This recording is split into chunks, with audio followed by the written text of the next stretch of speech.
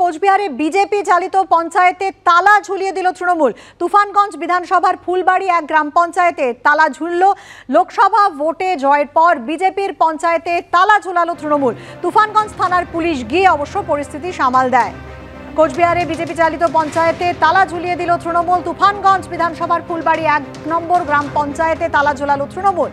লোকসভা ভোটে জয়ের পর বিজেপির পঞ্চায়েতে তালা ঝোলানো তৃণমূল। তুফানগঞ্জ থানার পুলিশ গিয়ে পরিস্থিতি সামাল দেয়।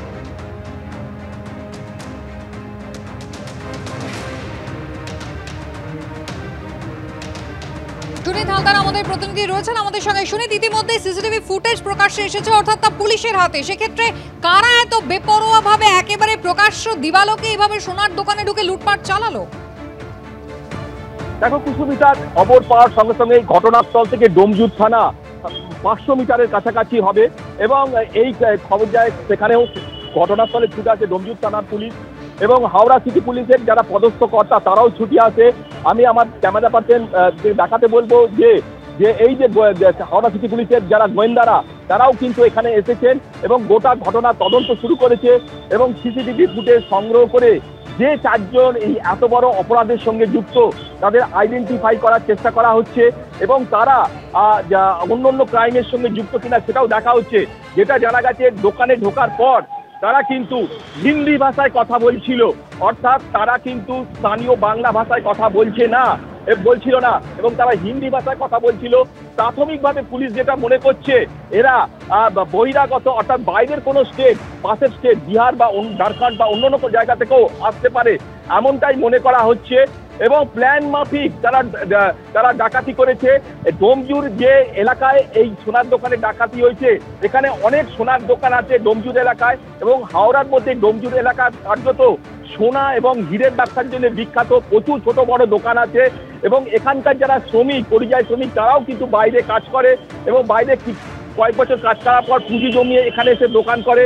এখান থেকে ভালো সোনার গয়না তৈরি হওয়ার পর সেগুলো কলকাতার নামি ব্র্যান্ডের দোকানেও যায় এমনটাও জানা গেছে। তো এই যে সোনার দোকান, এই সোনার দোকানটা কিন্তু যে ডাকাতি হয়েছে এটা পুরো পরিকল্পনা মাফিক মনে করা হচ্ছে এবং এর আগে এরা রেইকিউ করে যেতে পারে সেটাও পুলিশ খতিয়ে দেখছে এবং আজকে দুপুর 12টা 20 নাগাদ যেভাবে সোনার দোকানের মধ্যে ঢুকে ডাকাতি করেছে, গোটা এলাকায় চাঞ্চল্য ছড়িয়ে পড়েছে। পুলিশ এসে সিসিটিভি ফুটেজ সংগ্রহ করেছে।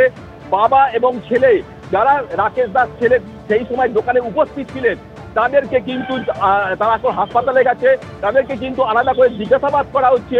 অপরাধীদের ডেসক্রিপশন টোটালটা নেওয়া হচ্ছে।